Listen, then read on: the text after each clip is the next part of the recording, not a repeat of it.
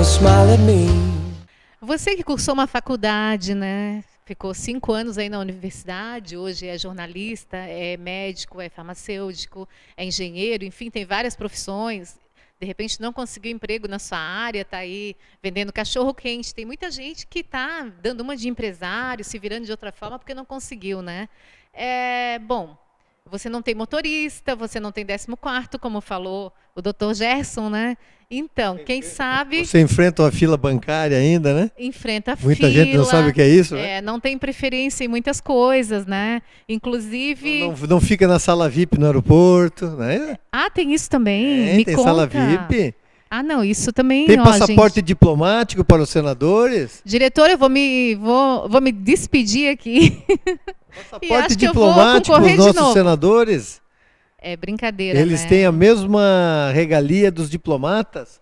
Às vezes eles não pegam fila no aeroporto, eles não vão para um guichê, para a sala VIP, alguém faz a passagem para eles e assim é verdade. Muito bom, né? Muito bom. Quem não quer? E quem paga é a gente, né? Na verdade, são nossos funcionários, meu, seu, de todo mundo, né? Todo mundo que está aqui. Isso que é o mais incrível, como o ser humano funciona. Porque... falando assim diretamente, eu sempre falo para as pessoas aqui que o povo ainda não se conscientizou onde que está o verdadeiro poder. Porque todo mundo diz, nossa, o cara senador é poderoso, ou o prefeito é poderoso, ou o presidente é poderoso, e nós já vimos cair presidentes, né? Cair muitos políticos em função de que o povo se manifestou. Então, onde que está o verdadeiro poder? Está no povo. Com certeza, se as pessoas se unirem, as pessoas conseguem ter um poder que ninguém aqui vai conseguir derrubar. Então, é diferente do político, que é só o povo se unir e já consegue derrubar. Então, eu acho que as pessoas têm que se conscientizar mais desse poder. Mas, voltando ao assunto da formação, na sua opinião, hoje a gente abre uma internet e vê político escrevendo errado, muito errado. Erros assim bárbaros de português, né? Então, a gente vê que a pessoa mal tem uma escolaridade. Temos muitos vereadores ainda pelo Brasil inteiro, né, que não têm escolaridade, que não sabe falar corretamente, que não sabe escrever corretamente. E, na sua opinião, assim, com a experiência política que você já tem, o que um político precisaria para ser um político realmente preparado para enfrentar uma eleição? Veja bem, aquele que se dispõe a um cargo proporcional, como um vereador, como um deputado federal, estadual, como um senador da República, esses, no mínimo, eles teriam que ter uma condição de formação, ou pelo menos intelectual, com capacidade para fiscalizar o executivo e principalmente para fazer leis, que é uma das principais funções dos cargos proporcionais. Você me fala em vereador. Um vereador que não sabe elaborar uma lei, que fica na mão do assessor, eu entendo que não deveria ser eleito. Bom, ele deve ter a ideia e depois passar para o assessor para... Aí você me perguntaria, mas o político não é o representante do povo e esse cargo não pode ser exercido por alguém do povo, mesmo que analfabeto? Sim. Quantos? Quantos que mesmo sem uma escolaridade têm plenas condições de saber administrar um gabinete e de exercer essas funções? Não tenha dúvida, não há necessidade de um 3º grau, de um banco escolar. Então a pessoa Olha o presidente ter... da República, o presidente Lula, que hoje é uma autoridade honoris causa, inclusive em Coimbra, na Europa, quer dizer, em Portugal. Então, não há necessidade do banco escolar ser a nível de 2º, 3º grau. Pode ser o representante do povo. Agora, no cargo proporcional, o mínimo que ele tem que ser é uma pessoa inteligente, que se expresse bem e que não fique na mão de assessores, que saiba que tem uma certa liderança. E, principalmente, um trabalho prestado, para que o povo, quando for votar no mesmo, ele saiba o que esse cidadão fez antes. O que ele foi? Foi fiscal de quarteirão? Foi síndico? O que ele foi? Como é que ele atuou? Porque quem não tem um trabalho comunitário fica até difícil de avaliar.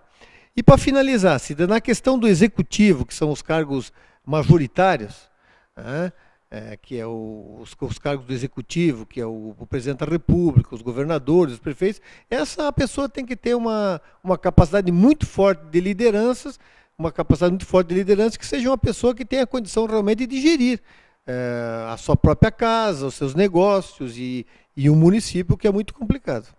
Então, eu acho que não há necessidade, ao meu ver, Cida, de uma formação seria até o ideal que a pessoa tenha. Seria a diferença da sabedoria e do conhecimento, né? Que a pessoa não tenha conhecimento, porque conhecimento se adquire numa universidade, numa internet, numa escola, enfim, em vários locais. E a sabedoria é aquilo que a pessoa passa na vida, que ela sente, que ela vivencia, digamos assim. Agora, seria então tem muito... gente que tem uma empresa, por exemplo, nunca estudou administração, mas sabe, com a sabedoria que aprendeu com os pais, de repente sabe administrar aquilo de uma forma correta. Mas é como você diz, até acho que você colocou muito bem, isso a gente tem que fazer uma avaliação, nós como eleitores, né? E ver o que a pessoa fez na vida dela. Exato. Não é a pessoa não ser nada, quer dizer, ela não consegue nem administrar a própria vida pessoal, de repente começa a falar um monte de coisas da boca para fora, é aquela pessoa que chega e começa com o blá blá blá que encanta, né? E a pessoa acaba votando. Se deu, até quero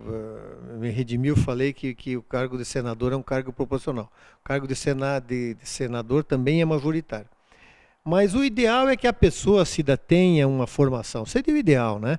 Nós teríamos principalmente até com uma formação jurídica, tá? Porque aí nós teríamos condição de ver legisladores que saberiam ir para uma tribuna, defender uma proposta em audiências públicas, saberia conduzir uma comissão de finanças, do meio ambiente, e saberia principalmente fazer lei, que é o caso do legislativo.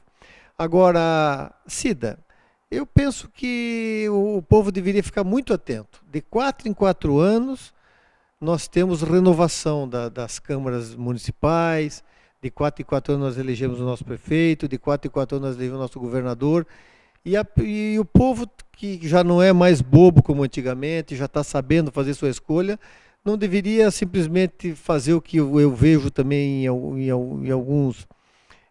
algumas redes sociais, as pessoas querendo votar em branco, quer dizer, deixar na mão de terceiros para que escolha, alguém vai acabar sendo eleito. Quer dizer, o voto é sagrado, deveria ser bem exercido, e procurar principalmente informação sobre o candidato. A pessoa que se informar não vai errar. E para finalizar, eu estou vendo uma manifestação muito grande das pessoas que querem votar nulo e votar em branco. Eu queria que você explicasse um pouquinho como é que isso funciona. Porque às vezes a pessoa acha que está anulando o voto, que não vai esse voto para ninguém, né? E na verdade ajuda a eleger uma outra pessoa. Então, para a pessoa ficar atento a isso também. O voto nulo ele não conta, é como se a pessoa não tivesse votado, ele não faz parte do quociente eleitoral. O voto em branco já conta como um voto, é em branco. A pessoa vota ou no cidadão ou vota em branco. Quer dizer, ele conta como voto que foi dado na urna. Quer dizer, então isso faz parte do quociente eleitoral, para se calcular o quociente eleitoral quando se fará o cálculo para ver se elegeu. Aí ele vai para a pessoa que está com maior pontuação ou porque está com menos, ou depende do partido e das coligações? Não, ele não vai para ninguém. É uma coisa até difícil de pouco tempo explicar. Mas o voto branco, ele conta como um voto não válido para eleger alguém, mas ele conta como um voto que foi dado e é válido para se calcular o quociente eleitoral. Vou dar um exemplo. Para se calcular um determinado número para se calcular o número de vereadores, o número de vereadores que vão ser eleitos por uma Câmara Legislativa. É o número de votos dados dividido pelo número do número de cadeiras. No caso de Florianópolis, agora esse ano teremos 23 cadeiras, serão eleitos 23 vereadores. Dividindo o número de votos por o número de vagas, vai dar um determinado número que um candidato de um determinado partido vai ter que fazer para se eleger vereador. Entendi. Então, eu não sei se eu me fiz entender, mas Sim. O voto em branco, ele conta nesse como caso. Voto válido no processo eleitoral. Automaticamente, se a ele pessoa não de um conta partido... para o candidato, Sim. mas ele conta no sistema eleitoral como o voto que foi dado. Já o voto nulo, não. Esse é um voto que realmente ele não Então conta. A pessoa tem que riscar tudo e anular Olha, totalmente. Eu sinceramente, Cida, eu advogo a tese que ninguém devia anular seu voto. Eu advogo a tese de que a pessoa deveria ir lá, se informar um pouquinho antes, ver quem é o candidato, quem é que tem condição de melhor representá-lo e votar.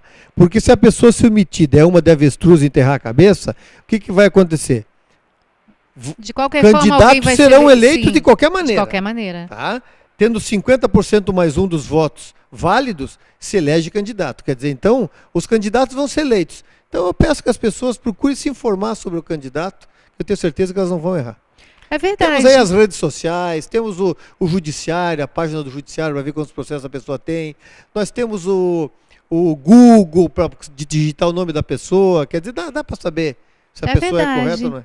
E além de tudo, né, como você falou, essas pessoas que estão pensando em anular o voto, mesmo não sendo em branco, mas anular o voto, elas podem, de repente, fazer um movimento e eleger uma pessoa que nunca teve oportunidade de mostrar o seu trabalho e derrubar tantas outras que, às vezes, estão ali o tempo inteiro, né? Quer dizer, novamente, o poder está na mão do povo, né, com toda certeza.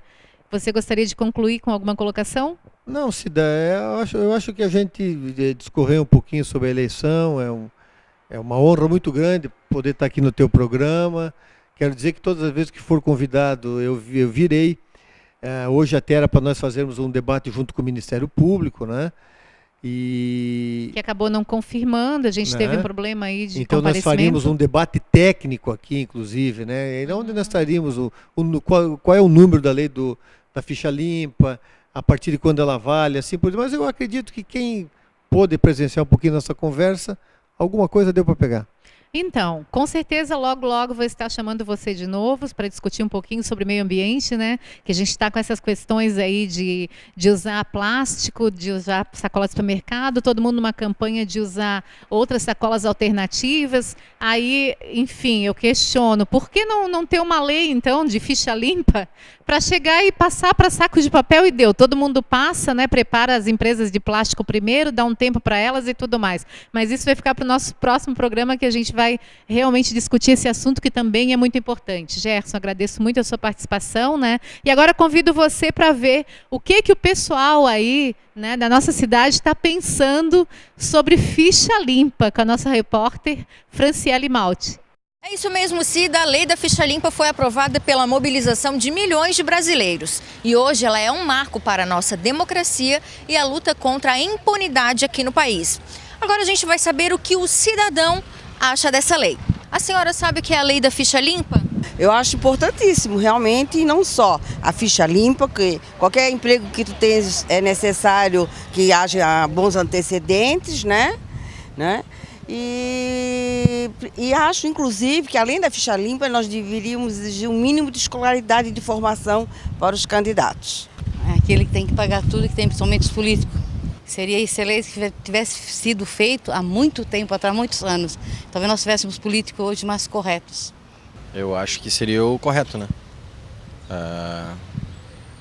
O político tem que ter a ficha limpa para se eleger, isso, né?